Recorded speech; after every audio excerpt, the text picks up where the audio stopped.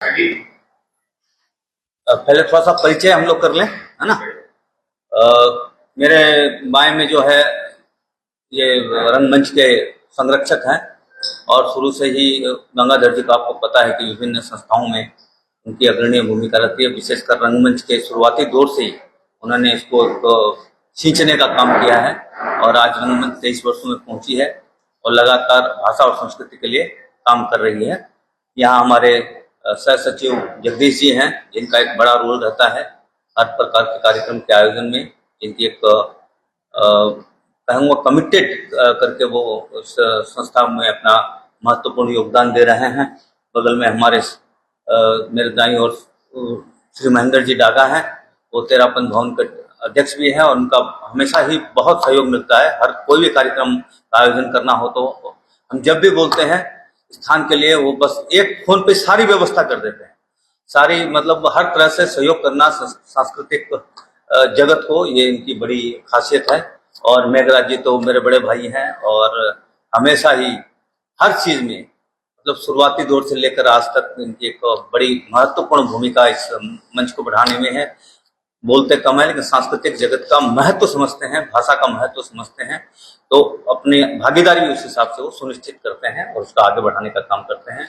हमारे दाईं ओर हमारे कोषाध्यक्ष महोदय राजेश जी हैं, जो एकदम इस यज्ञ में अपनी आहुति दे रहे हैं और लगातार सांस्कृतिक जगत को आगे बढ़ाने में, भाषा को आगे बढ़ाने में अपनी मौन स्वीकृति उनकी रहती है और अपना समय ही नहीं देते बल्कि अपना सब कुछ हर मतलब इसके लिए अर्पित करते हैं। और आप सबसे मैं चाहता हूं कि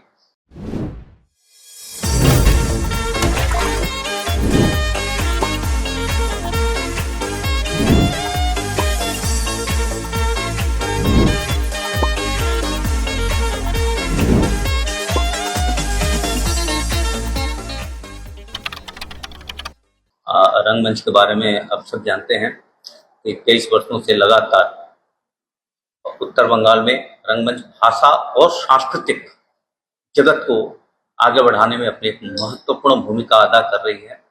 आज संस्कृति का लगातार एक तरह से संकट के दौर से संस्कृति गुजर रही है। हमारे अंदर अंतर्द्वंद चल रहा है, आंतरिक लड़ाई चल रही है, बाहरी लड़ाई चल रही है। ऐसे में संस्कृति को बचाना हमारी बहुत महत्वपूर्ण जिम्मेदारी हो जाती है कि हम अपनी संस्कृति को नहीं बचा पाएंगे तो हम अपने अस्तित्व को, अपने अपने परिचय का जो संकट है वो भी अब छाने लगा है। ऐसी स्थिति में जरूरी है कि आप, विशेषकर मीडिया की एक बड़ी भूमिका हो जाती है कि हम भाषा के बीच विद्वेष पैदा नहीं करें बल्कि भाषा को एक ब्रिज बनाने का काम करें और इसी के तहत हमारी जो तमाम संस्कृति है उसको भी आगे बढ़ाने का काम करें। और रंगमंच इसी को लेके जो हमारी जो हिंदी नाटक की जो परंपरा है, जो एक महान परंपरा है, उस विधा को बचाने की और लगातार प्रयास कर रही है। आपने देखा होगा विगत वर्ष हमने तुक्के पे तुक्का जो भोपाल का नाटक था, जो पद्मश्री बंसी कौल के निर्देशन में वो नाटक आरंभ हुआ, का मंचन किया गया। उसके पहले अतुल कौशिक जो जाने माने डायरेक्टर हैं दिल्ली के एनएसटी के, उनका चक्रव्यूह नाटक मंचित हुआ।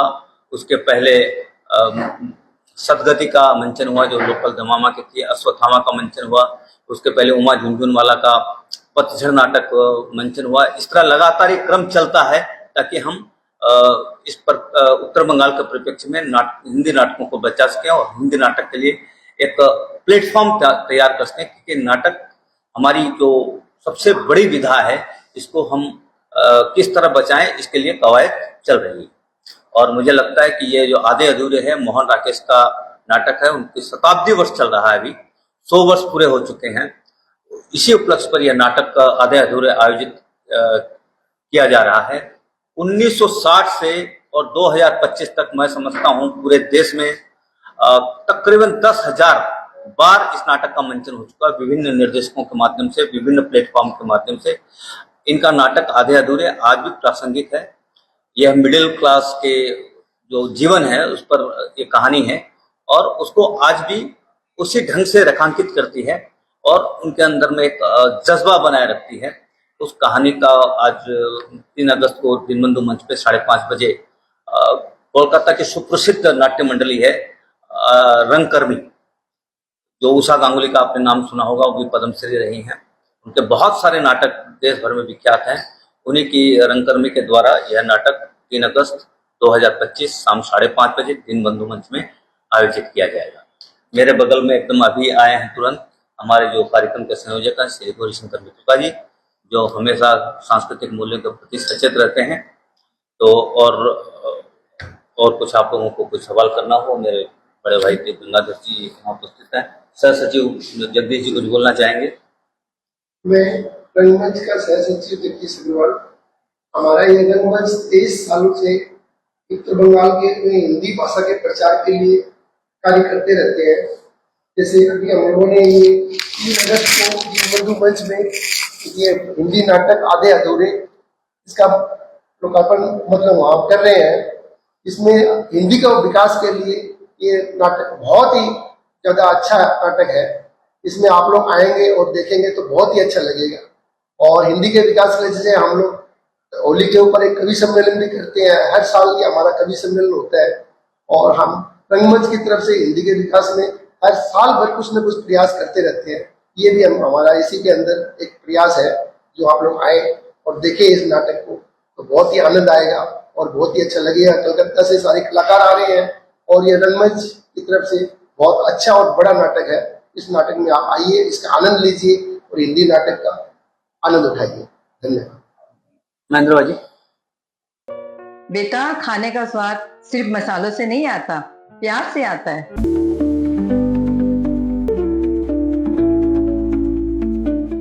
वाओ माँ, ये तो बिल्कुल आपके हाथों जैसा बना है। खाने का स्वाद स्पाइस सुपाई मसाले के साथ। रंगमंच को बहुत बहुत शुभकामनाएं। सबसे रंगमंच साल बराबर में आ रहा हूँ, बहुत अच्छा लगता है, इसके लिए बहुत बहुत धन्यवाद। रंगमंच का कार्यक्रम बहुत ही सुंदर और व्यवस्थित ढंग से कर्म किया है और उनकी पूरी टीम हिंदी को बढ़ाने के लिए पूरी जोर से काम कर रही है। और प्रत्येक भाषा लोग जो प्रोग्राम हिंदी के बारे में करते हैं, हिंदी हमारी राष्ट्रीय भाषा है और हिंदी को हिंदी इसीलिए हिंदी को बढ़ाने के लिए बहुत ही कोशिश करते हैं। और उनको अभिवादन और अभिनंदन करता हूँ। कार्यक्रम संयोजक गौरीशंकर जी।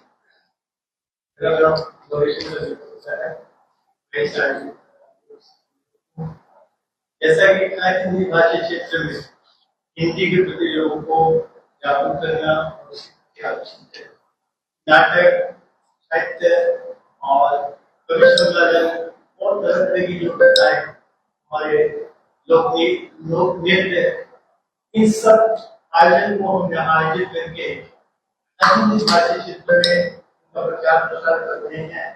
हमारी राष्ट्रभाषा हिंदी कैसे हम लोगों में लोकप्रिय बनाए ताकि वे हिंदी के प्रति जागरूक हो।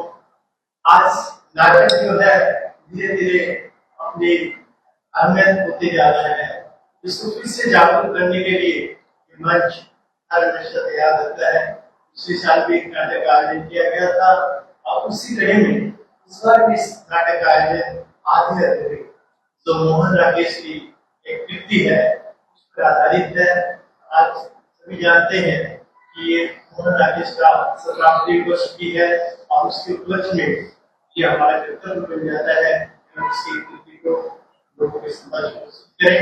मुझे आशा है कि ये नाटक आपने एक अच्छी पुस्तक होगी और लोगों के लिए बहुत ही सहायक विषय होगा।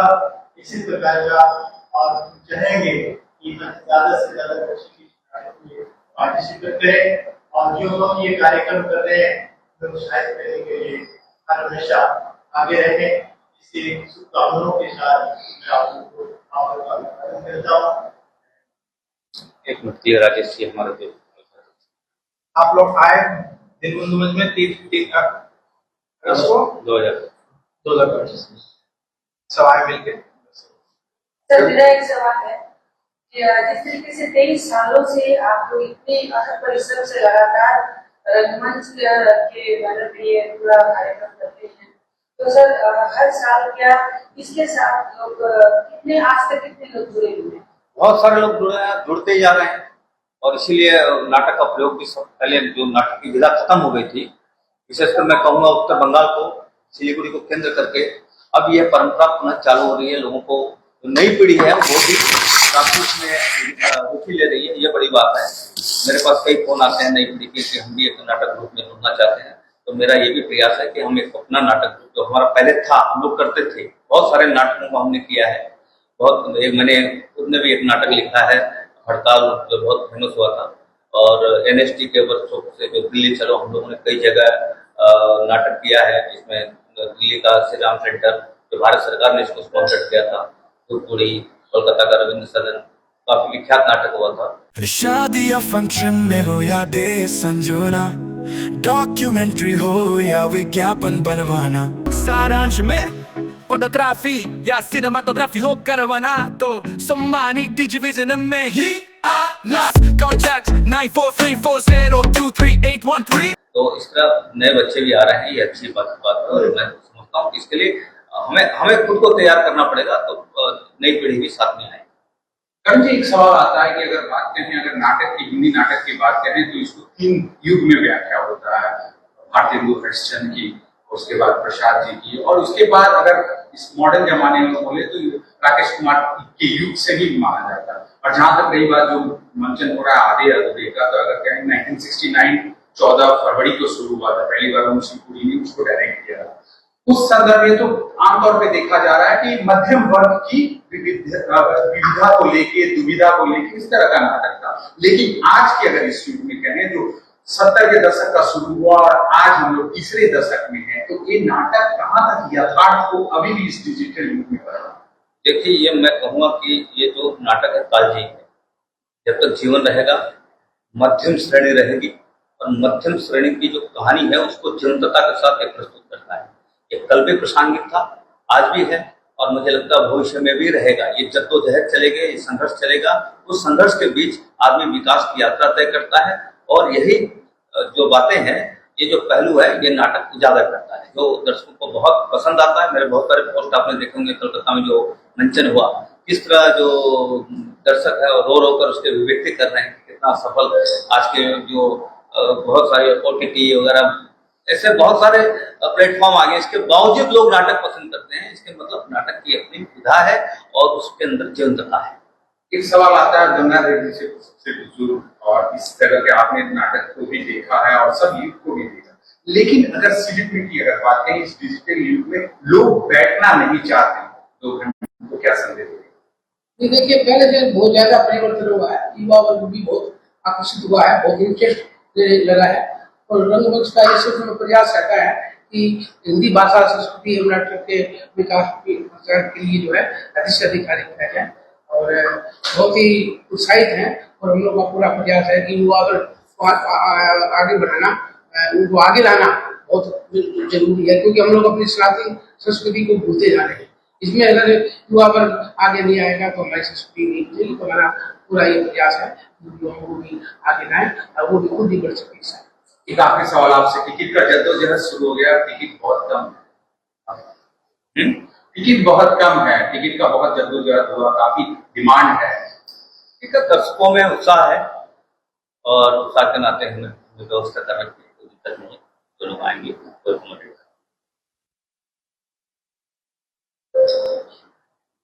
आप सभी का बहुत बहुत धन्यवाद।